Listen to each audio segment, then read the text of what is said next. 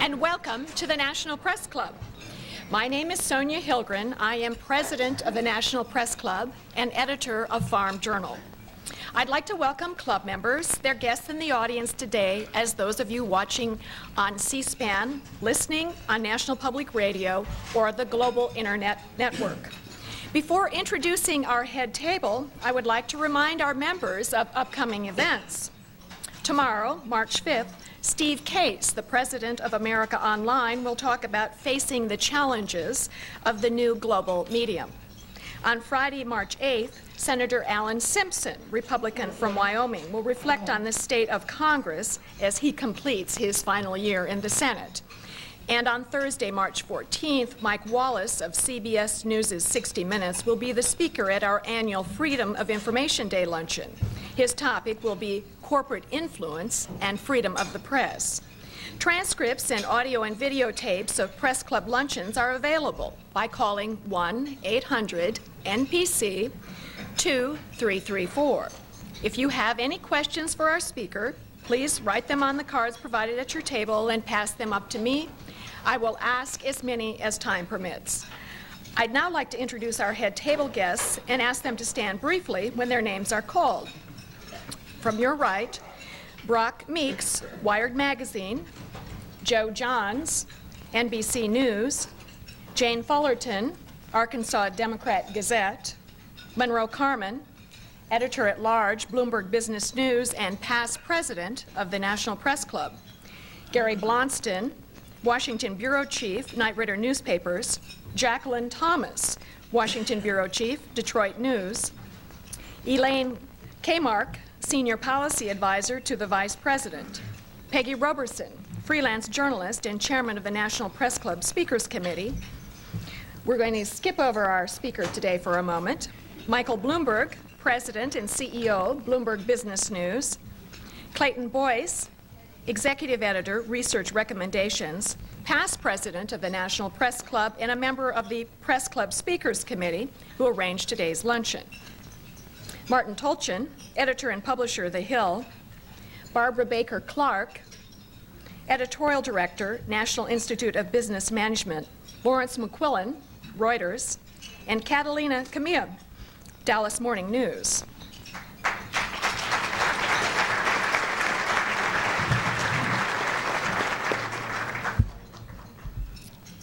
Before introducing today's speaker, I have a special presentation to make to one of our head table guests, Michael Bloomberg, the president and founder of Bloomberg Business News, a rapidly growing business that now operates 65 news bureaus around the world and has moved aggressively into radio and television broadcasting. Through a gift of $100,000 and 6 Bloomberg computer terminals, Mr. Bloomberg will make it possible for the club to achieve one of its major goals.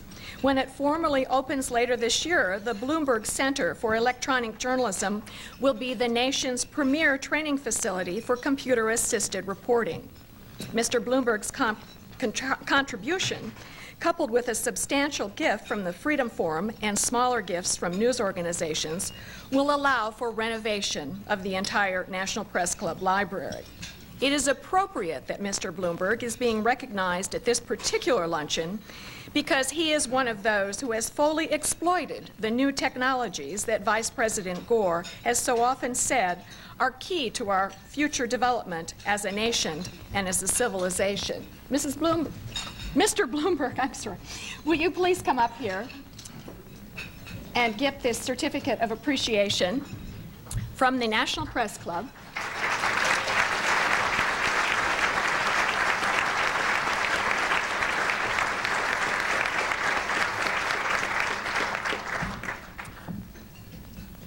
Thank you very much. All of us need a strong press that has the tools to ferret out the truth, to analyze the facts, and to tell the public what's really going on. As the establishment and governments around the world and corporations and unions get more tools on their side to control the information that they want the public to get, we need more tools on the journalism side to be able to stay ahead.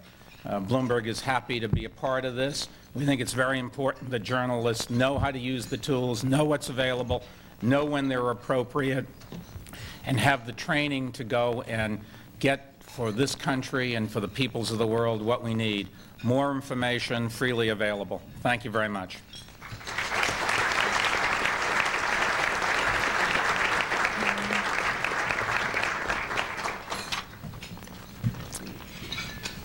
Since becoming Vice President in 1993, Al Gore has taken a lot of ribbing for his wooden image and the irrelevancy of the Vice President's job. Previously at this podium, and especially from the late-night television comics. After almost 3 years, Vice President Gore has come a long way. Now he's making fun of his wooden image and the lack of respect for the Vice Presidency. Last year, he cracked up a gridiron dinner with his remark that Al Gore is so dull, his Secret Service code name is Al Gore. And just last month at a reporter's breakfast, he recalled other vice presidents in history. Spiro Agnew, who was known, Vice President Gore remarked, for his convictions. You're a pretty funny guy. Richard M. Johnson, who took a leave of absence from Washington so he could tend his tavern full-time. Thomas R. Marshall, who stopped attending cabinet meetings so he could make more money giving lectures. In truth, Al Gore has had an important action-filled 3 years as Vice President. When it comes to the Internet, Al Gore has been ahead of the curve, even when the rest of America saw nothing but a straight line. He's dealt with family issues and foreign trade and continued his environmental advocacy. He's held urgent, sensitive talks with Shimon Peres, Yasser Arafat, Russian leaders, the head of Sinn Féin, the Dalai Lama, and yes, even Larry King and David Letterman. And he's personally investigated the healthcare system by tearing his Achilles tendon. Let me tell you a little bit how Al Gore got here. And I don't mean by limping. As you know, he's the son of a U.S. Senator. You may recall that he is a Harvard honors graduate and a Vietnam veteran. Before rising to the House of Representatives and the Senate, Mr. Gore was a divinity student, a law student, a home builder, and a newspaper reporter. As part of our vast research on the Vice President, we checked with National Press Club member Reggie Stewart, who knows Al Gore from when they both worked at the Nashville Tennessean newspaper. I called down to a friend who's still on the desk at the Tennessean, Reggie recalled. I was looking for some side-splitting anecdotes. I got some toe-itching ones. Reggie recalled that in the Vice President's tenure as a newspaper reporter, he was the first to write an account of the annual Christmas parade as a dialogue between Scrooge and Tiny Tim. He also nailed an investigative piece on the city council leading to the indictment of a politician who was acquitted after convincing a jury that he was a victim of harassment by the press. The Vice President's biggest project today is reinventing government. He's here to give a progress report on the Clinton administration's efforts to trim the bureaucracy and streamline government, and to tell us where the effort goes from here. Ladies and gentlemen, please welcome back to the National Press Club, Al Gore, Vice President of the United States. Thank you. Thank you very much. Thank you. Thank you very much, ladies and gentlemen. I'm grateful to you for the invitation to come here today. And Sonia, I appreciate that introduction. For a stiff guy, I really appreciated those kind words. It's been so cold lately, people who don't know me better have thought I was frozen stiff. Let me also acknowledge the other distinguished head table guests and some of my colleagues in the administration who are here today. Bruce Lehman, Assistant Secretary of Commerce and Commissioner of the Patent and Trademark Office, and Mort Downey, Deputy Secretary of the Department of Transportation. Elaine Kmark, who has been the staff director at our Reinventing Government effort, and others. Before I give my remarks today about our next phase in reinventing government, I would like to begin with some comments on another subject. Earlier today in Tel Aviv, evil once again touched the lives of innocent men, women, and children, and has outraged civilized peoples throughout the world. On behalf of all Americans, and in echoing the comments of our President just an hour ago, I send my deepest heartfelt condolences to the people of Israel and to the families, friends, and loved ones of those who have been hurt by this senseless act of terror. Yesterday, President Clinton spoke to Prime Minister Peres in the aftermath of the incident yesterday to express our condolences and our solidarity. Today, once again, we reaffirm our determination to end the violence and to help sow a new era of peace and hope and reason throughout the Middle East. Mark my words, the terror will be stopped. The enemies of peace will be defeated. The forces of division and hate and fear shall not prevail. These deaths, this pain, shall not have been in vain. As the House of Israel celebrates the festival of Purim, let all the world join with them in friendship and in remembrance. As we were reminded in Esther 9:22, today let us turn our sorrow to gladness, for peace once again will bloom in the hearts and minds of all humankind. Now, I would like to turn to the topic that I came here to speak about. 2 weeks from today, President Clinton will present a budget plan for fiscal year 1997 and the following 5 years. This budget, which he outlined last month, will be balanced. Next year, whoever wins the presidential election of 1996, and I'm predicting Bill Clinton will win that election,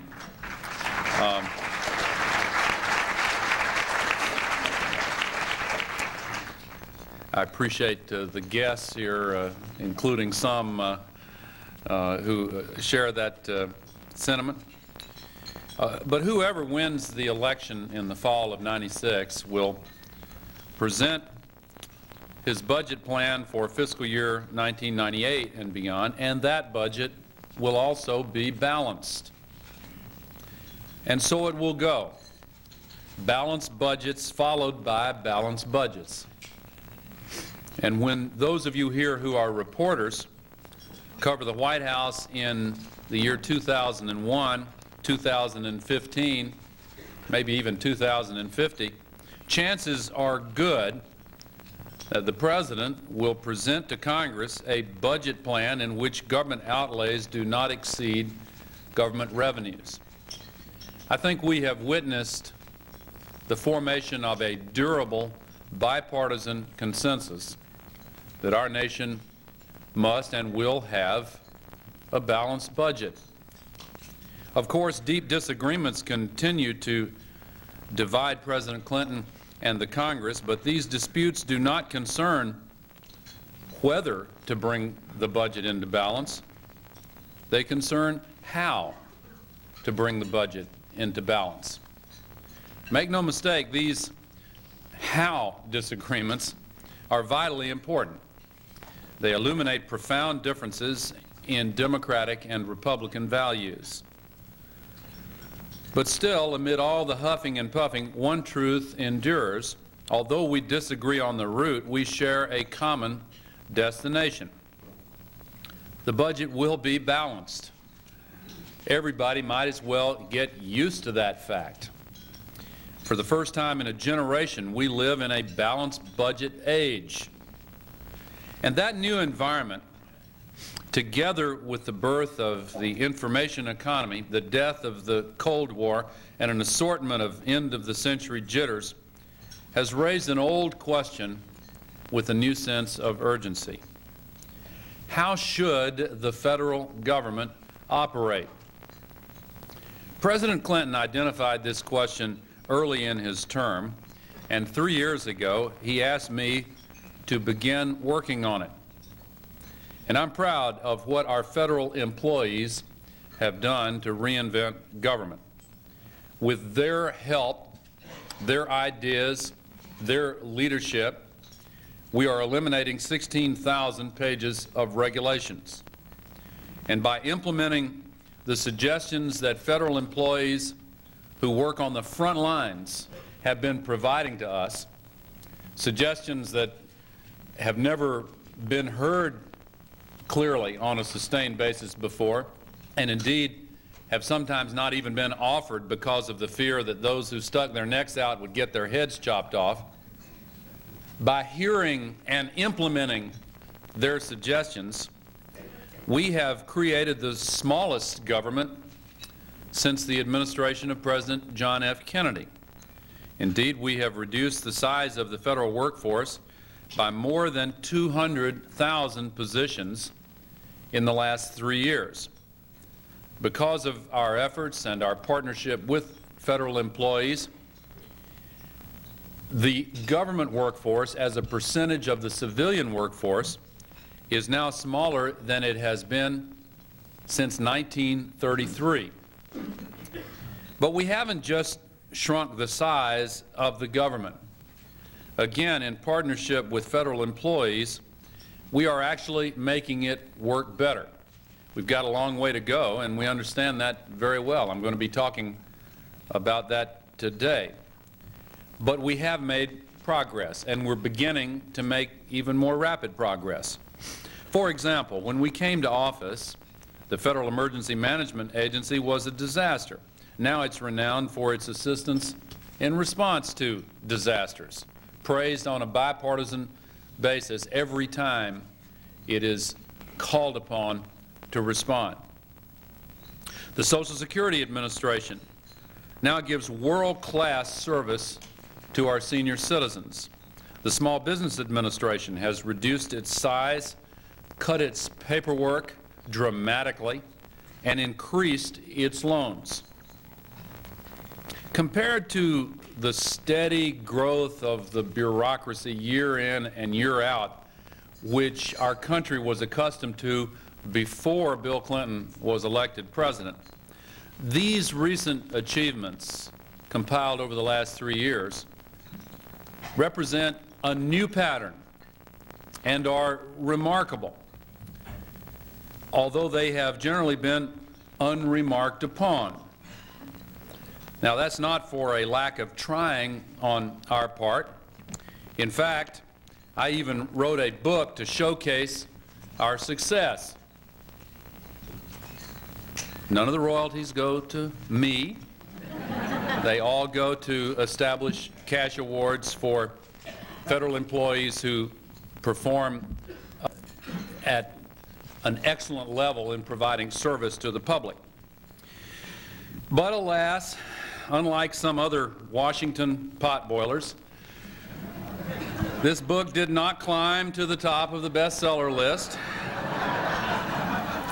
And so today I'm announcing here at the Press Club that we are issuing a new edition, which I have here this afternoon. Those of you in back may not be able to see the cover.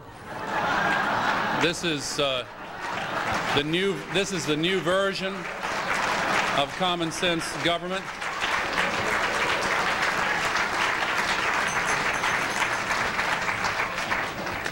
I'm predicting bestseller status. The book is filled with success stories of how we are restoring common sense to governing. But we're not done. The balanced budget has raised the bar from where it rested just 3 years ago. Reforming the federal government is much more than the sensible idea of a sensible president. In the era of balanced budgets, it is now a central responsibility of a responsible chief executive. Like the hot breath of competition in the private sector, the icy breeze of a balanced budget has forced those of us in government to move faster and farther. And so today I am announcing 6 steps to reform how the federal government will operate in the future, starting now. First of all, we're going to dramatically change the way many agencies provide their services. Today, I'm proposing to create, within existing departments, something we call performance-based organizations, or PBOs. Let me explain how these new operations will work. You know, over the years, people have said, let's make the government run like a business. And that has usually meant, in practice, sticking a businessman with no government experience in charge of a government agency. The players changed, but the rules of the game did not. And by and large, neither did the results. These poor results then uncorked more rhetoric about how the government needed to become more businesslike. Well, we've got good people trapped within bad systems. It is the systems that need to change, not the personalities, although from time to time change is needed there too. But the reality is that government is not a business. Making policy and enforcing regulations are things that only governments do. They can't be measured by business standards and really shouldn't be. But there are other functions of government that do resemble the activities of a business and can be measured by business standards. Functions such as processing patent applications, issuing benefits and loans, selling groceries to the military. There's a long list. Much of government can and should operate more the way a top-notch business would. But the systems of government presently don't allow them to do that. We want to change that, and that is what performance-based organizations will do. These PBOs would be run by chief executives who sign contracts and will be personally accountable for delivering results. The chief executives might come from the private sector or might come from the ranks of the civil service. Some of the most talented, creative, hard-driving, successful managers I've ever encountered in my life come from the civil service. These new managers might come from either private business or the civil service. Either way, their performance will be measured by criteria such as efficiency, cost, and service. Their pay and job security will be tied directly to performance. We recognize that simply applying a new set of rules to the people at the top will not affect the performance of an organization. We need to change the whole culture of these organizations. And so for these PBOs, we're going to toss out the restrictive government rules that keep them from doing business like a business. All the red tape, the personnel rules that keep managers from using people effectively, the budget restrictions that make planning or allocating resources almost impossible. In return for that flexibility, they will be held strictly accountable for results. Now, we'll need help from Congress to make this happen. I believe that we will receive it. I don't anticipate any partisan disagreement about this particular initiative. Last September, I announced our plans to convert the Patent and Trademark Office into a PBO, and the legislation is even now moving through the Congress. This new organization would process patent applications, but its new chief executive would be free to manage its 5,500 employees and its $600 million budget in the most cost-effective ways possible. And if the CEO does not deliver results, he or she will get the axe. To the inventor applying for a patent, dealing with this new PBO will mean an answer in 60 days instead of 19 months. We're going to push forward with this proposal, and we are identifying additional candidates that we will submit in the President's budget in 2 weeks. One more thing. We realize that PBO, performance-based organizations, isn't very catchy.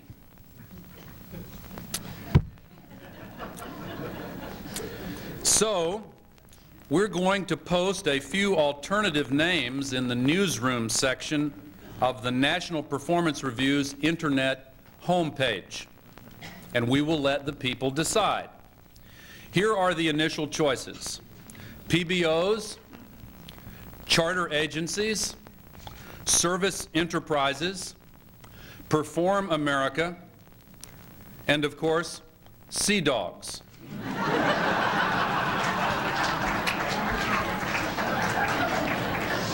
Wizards was taken.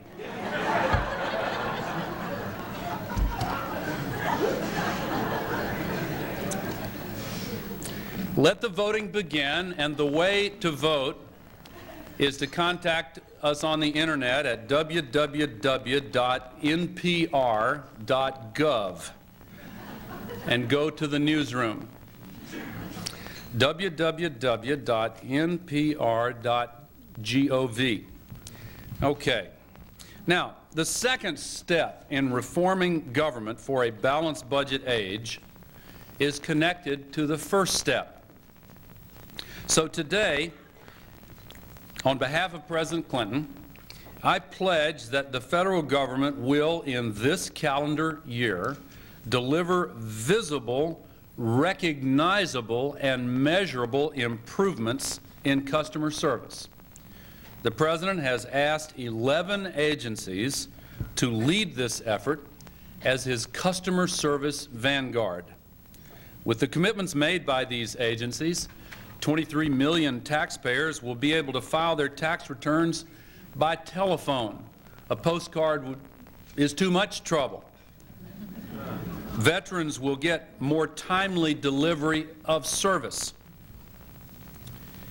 Long lines at the passport office will shrink, and scores of other improvements will demonstrate that government is indeed working better as it costs less. And of course, starting today, all of these commitments and others specifically articulated will be posted on the internet to make it easier for taxpayers to hold us accountable. And we want to hear from taxpayers about their experiences in receiving service from federal agencies and departments, and specifically with regard to how we're doing in keeping these commitments that are posted today. If you want to contact us and communicate with us directly about customer service and these particular commitments, go to the White House homepage on the internet and go into what's new, and you'll see them as of right now. They will be posted. And that, incidentally, is www.whitehouse.gov. Well, when we first started talking to government agencies about customer service, very few of them really understood what we meant by the phrase customer service. Frontline employees viewed customer service as keeping their supervisors happy, and the culture of the organization has tended to reinforce that view in the past. Customer service for many heads of agencies meant pleasing Congress, and particularly the appropriations subcommittees. Entire federal programs were designed and implemented without ever really finding out what the customers wanted in the first place. And since government had little idea of who its customers were, the idea of setting measurable standards for customer service was really an alien concept. Working with federal employees, we have changed that. We went out and looked at how the best in business delivered first-rate customer service, and we've started doing the same for our customers. For the first time ever, over 200 government agencies have established and published customer service standards, and they have engineered their processes to figure out how they can meet those standards and steadily improve those standards. Now, just as Federal Express customers know that they're guaranteed to have their package delivered overnight, taxpayers going to a Social Security office will know that they will be seen within 10 minutes. Students calling for information on direct loans will know that they will get through to a live human being within 35 seconds. These and over 1,000 other measurable standards mark a dramatic change in the way government views and treats its customers. And we're seeing the signs of success already. For example, an independent survey rated the Social Security Administration higher than Nordstrom at providing 1-800 service, rated them higher than Disney World, higher than LL Bean. In fact, Social Security was rated higher than any American business competing in that category. We have just unveiled one-stop internet access to the federal government through the U.S. Business Advisor. We're redesigning the telephone book blue pages so that you'll be able to look under P for passports, not S for State Department.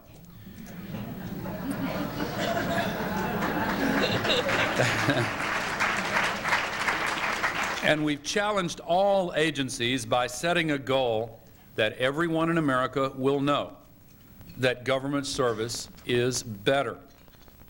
Now, the third way we're going to transform government is to make partnerships with the private sector the rule and not the exception. So far, such partnerships have mainly been in the form of pilot projects scattered through the regulatory agencies. But today I'm announcing our commitment to bring these partnerships into the mainstream of our regulatory philosophy. The vast majority of Americans believe that their government has an important role in ensuring their safety and protecting their environment. Government oversight has helped make our workplaces safer and kept our food safe and healthy. Strong enforcement of environmental statutes has helped to restore the health of rivers and has brought back the bald eagle. Our challenge is to not only maintain that progress, but to actually do better.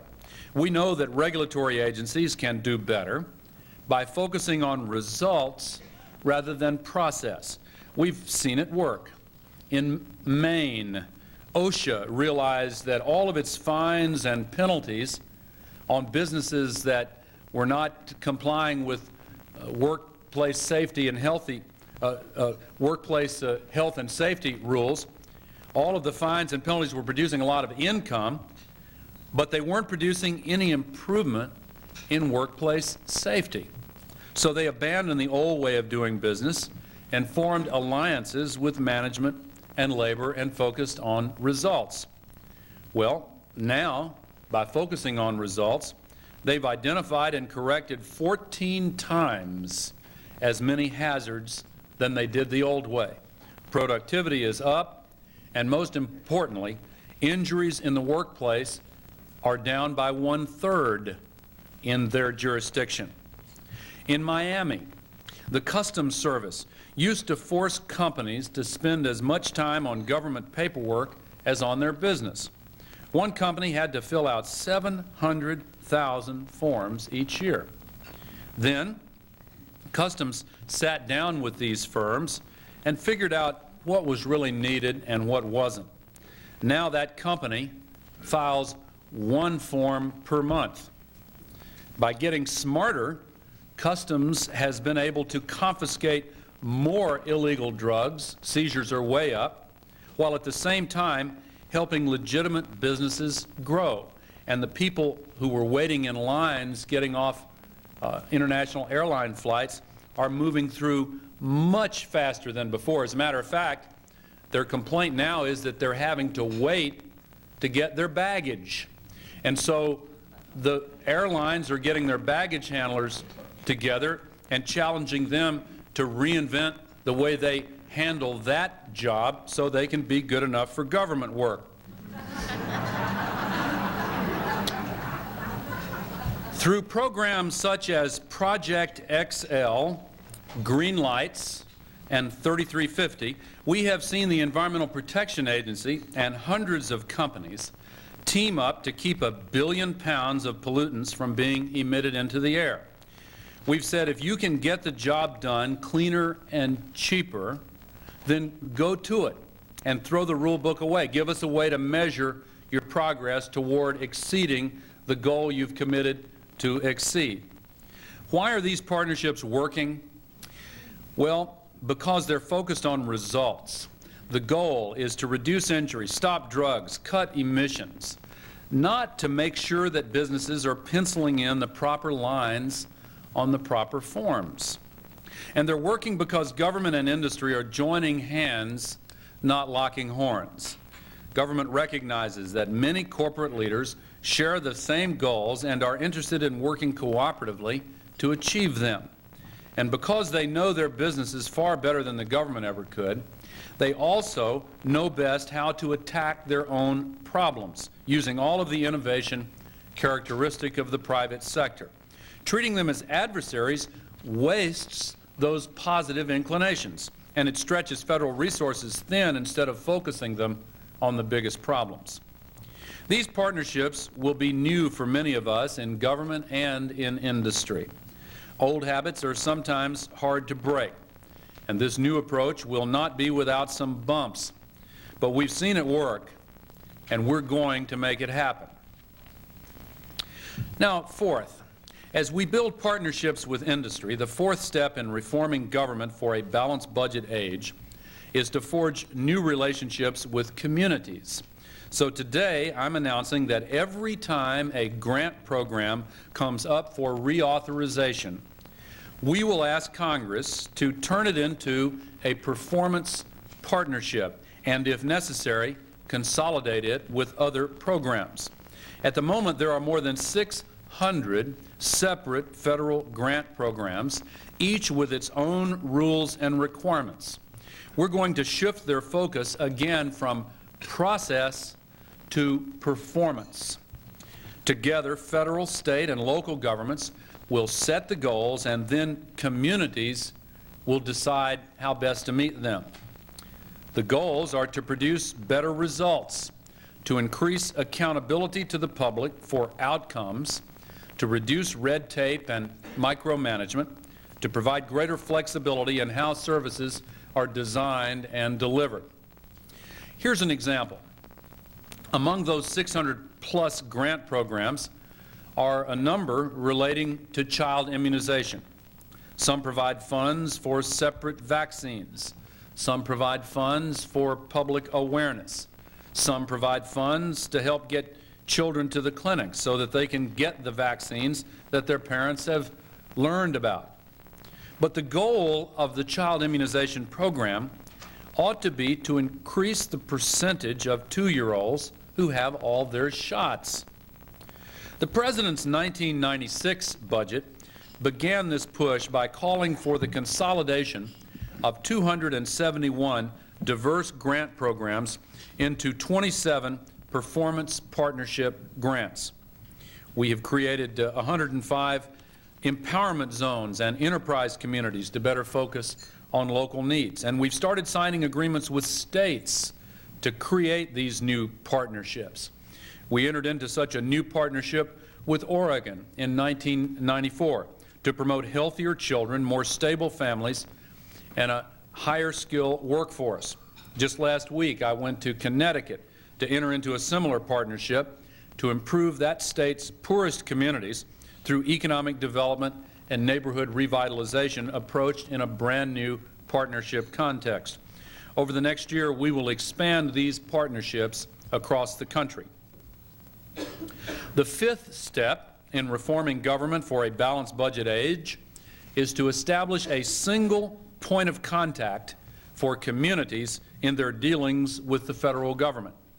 So today, I'm announcing that the Department of Housing and Urban Development will, over the course of the next year, select a person to serve as the single point of contact for every single community, different person for each community, with every single community with more than 150,000 residents. We're going to give the legendary nameless, faceless bureaucrat a name and a face, recognizable to each of these communities, who needs an individual who can facilitate the solution of problems these communities have related to the federal government. And communities have scores of different interactions with the federal government, ranging from Head Start to highways. To get their work with the federal government done, communities have to go door to door, to door, to door. Why? Because these interactions are dictated now by the way the federal government is structured and not by what the communities need. There is no focal point for dealing with the community's issues in the executive branch. So we want to establish one, and we will. The sixth step is to transform the federal workforce. So today I'm announcing that we will submit legislation to vastly expand the demonstration authority in civil service law. This expansion of authority will allow large numbers of government agencies to design personnel systems suited to their mission. And again, I do not anticipate any partisan opposition to this particular step. As any CEO can tell you, reinvention will be only as successful as the partnership with the workers. Let me emphasize that our federal workforce is one that any private sector executive would be proud of. But the personnel system they toil under is not. We have as diverse a set of missions as any conglomerate, more so, but we use a personnel system designed in 1883 that applies a single set of rules to all federal employees, from patent attorneys to park rangers. This one-size-fits-all approach, designed in the last century, just will not meet the challenges of the next century. No corporation would operate this way. Take General Electric. They make light bulbs, securitize mortgage loans, and lease cars. GE would not try to squeeze such a diverse cadre of workers into a single personnel system, and neither should the federal government. We need a new model, decentralized and focused on the mission of each organization. It should hold federal workers to a higher degree of accountability, give line managers more authority over personnel decisions. That's why we want to change the law and liberate people to build a government that does work better and costs less. Finally, let me talk for a brief moment about Congress. I've had the privilege of seeing the workings of government through the lenses of both Congress and the White House. As the executive branch moves into a new balanced budget world, the Congress must join us. This may mean conducting some reinventing inside Congress itself. First and foremost, Congress must give the President the line item veto. We will never rid our government of tea tasters and wool and mohair subsidies and all the other things that make taxpayers angry without that tool. In addition, members of both parties have talked about reforming the committee structure to align congressional oversight more squarely with executive branch organization. A private sector company that reported to multiple boards of directors would have a pretty hard time defining its mission and improving its efficiency. And yet many of our executive agencies report to multiple committees and subcommittees. and some overlap is inevitable. But the current situation is ridiculous. For example, EPA now reports on a regular basis to 28 committees and 43 subcommittees. There are 19 congressional committees and 33 subcommittees that have jurisdiction over federal programs for children and families. Surely there is room for some streamlining here. Now that we set multi-year goals for overall budgeting, do we really need to stick to single-year appropriations?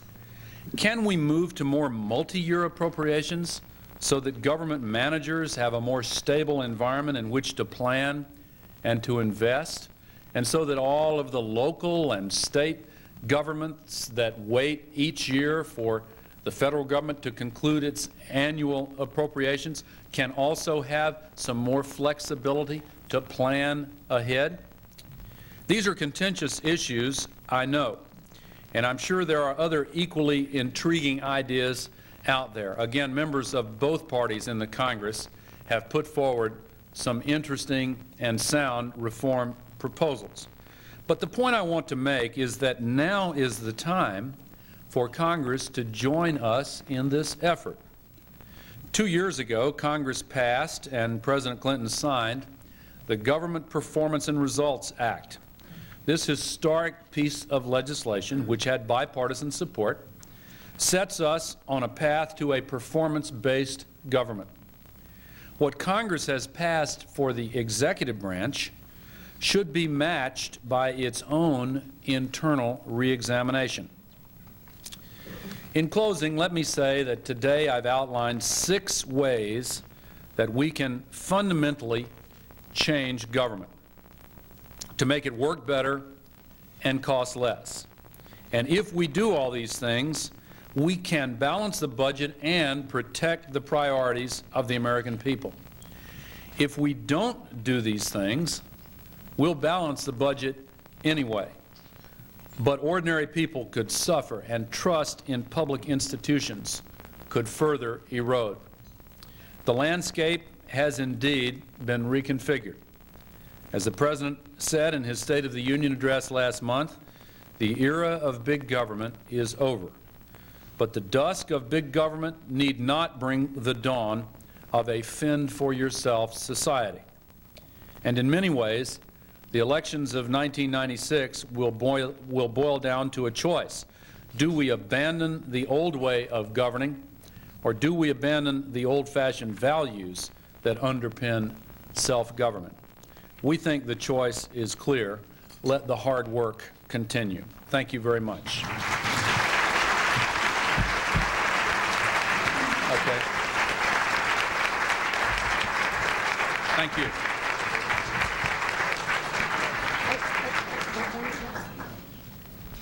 Mr. Vice President, why do you think Hamas has started its bombing attacks now, and how seriously does it threaten the ability of Mr. Peres and Mr. Arafat to lead?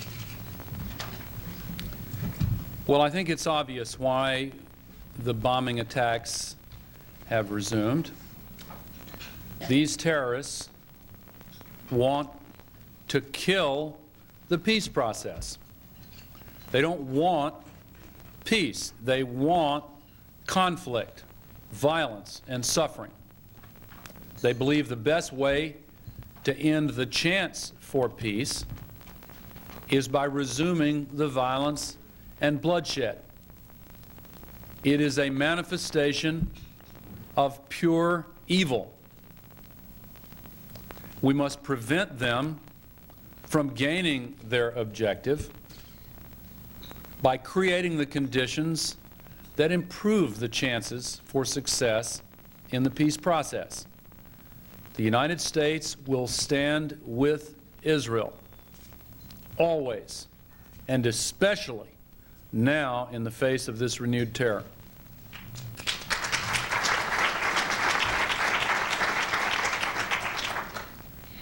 What are the prospects for the Russian presidential elections, and what are U.S. interests? Well, I've had all I can do staying out of the Republican election process and avoiding comment on that. I'm certainly not going to get drawn into the Russian presidential election. I appreciate the question, but our stakes, let me address the second part of the question. Our stakes are not with any individual, never have been, and never will be. Our stakes are with the process of reform and democracy and the movement toward economic freedom. And we have expressed our support for those who move those important processes forward, regardless of what Russian political party they might be in. We do not have any favorite personality. We have values that we believe in, and that's really what our stakes are in the decisions made by any other country around the world. House Speaker Gingrich said a few days ago that a budget accord will be reached within 2 weeks. Do you see that happening, a full budget accord or a partial one? Well, I think that the Speaker and individuals working with him, just like individuals who work with President Clinton in the White House, want to see an agreement reached. Now, you've asked me to look into the crystal ball and tell you whether it will happen or not. I don't know. I hope that it will. But it will only happen if it embodies an agreement that protects the President's priorities, which include, as he's often said, protecting Medicare and Medicaid, protecting the environment and education, and ensuring that there are no tax increases on working families. We can balance the budget, and will balance the budget, consistent with those values. We can also conclude an agreement with the Congress that spells out a specific way to reach those objectives, and I hope that we will. But it's up to the Congress, and we're ready to talk on those terms at any moment. According to the Post, you were the Buchanan of the White House in the balanced budget talks with Congress. Is this a fair description? No.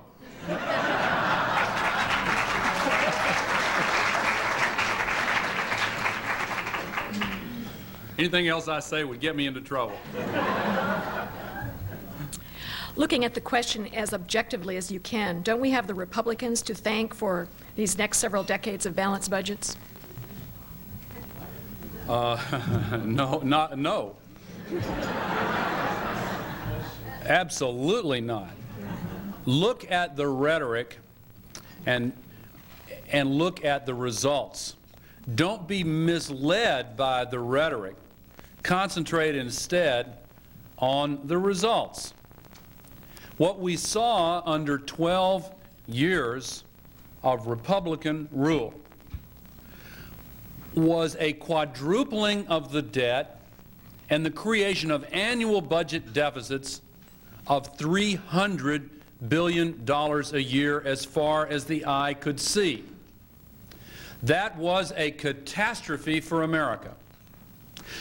The budget of this year would not only be in balance, it would be in surplus, except for the interest that we are obligated to pay on the portion of the national debt created between 1981 and 1993.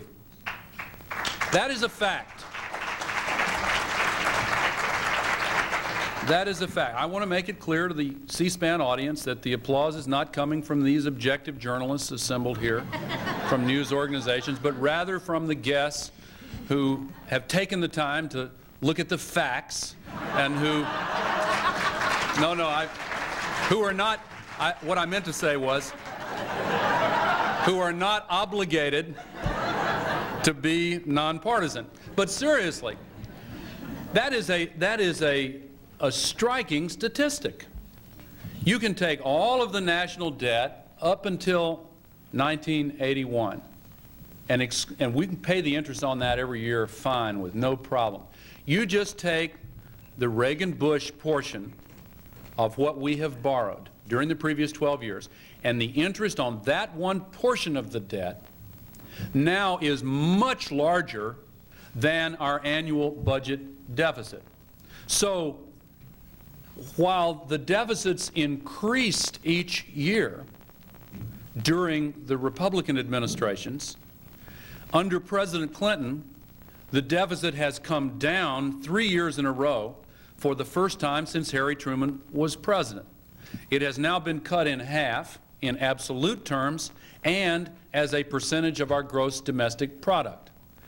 And it has contributed, along with reinventing government and along with increased investments in education and job training and science and technology and protection of the environment, to a turnaround in our economic circumstances. While the old approach with increasing deficits produced a triple-dip recession with rising unemployment, in the last 3 years we've had positive economic growth in all 50 states simultaneously for the first time in decades. We've created 8 million new jobs in America with higher than average wages. The stock market has almost doubled in value. It's up 75% of its value in only 3 years. We've seen more new small businesses created in each of the last 3 years than in any other year in American history. Home ownership reached a 15-year high. We are seeing the auto industry return to being #1 in the world for the first time since the 1970s. We're seeing dramatic progress in reducing unemployment. African American unemployment's come below double digits for the first time in 25 years. The inflation rate has come down to its lowest level in 30 years. And while there is a great deal of work to be done and a great deal of economic anxiety and distress and a growing income gap, we are finally moving in the right direction instead of the wrong direction, making progress instead of losing ground. And part of it is reducing the budget deficit.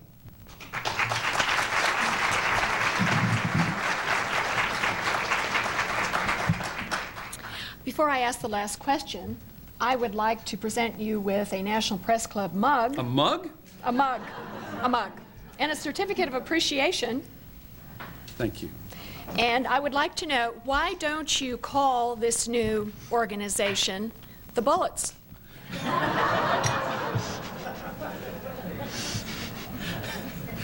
Well, like wizards, it's taken, at least for a while. And we thought these other possibilities, including sea dogs, ought to be subjected to a vote. Thank you all very much for having me here today. Appreciate it. Thank you.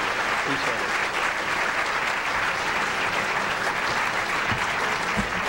Thank you.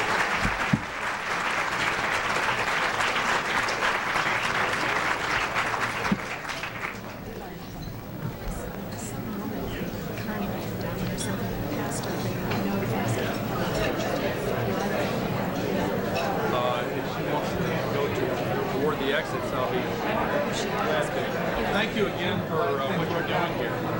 Take these and let's show them. We're eternally grateful. They've already done that. Do you want to give me the other one again?